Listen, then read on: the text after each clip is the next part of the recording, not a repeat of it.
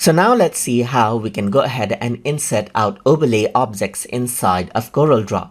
So in order to do that, you simply need to go around onto the file menu and then choose import right here.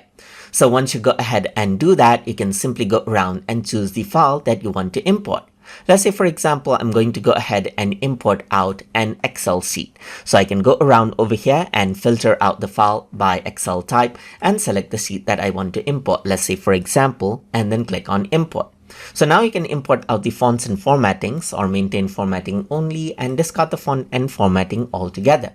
So I'm going to maintain fonts and formatting right here, just like this, and press OK. Let's say, for example, and then choose around the font option right here and press OK. So once I go ahead and do that and click, you can see that the table is actually imported over here from Excel right here.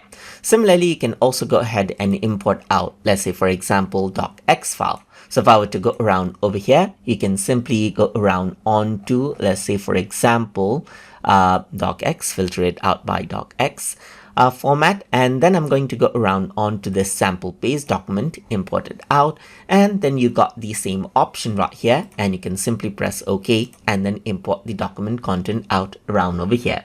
And that is how you can go ahead and insert out overlay objects inside of Corel Draw. So hope you guys learned something as always. And as always, please like, comment, share, and subscribe.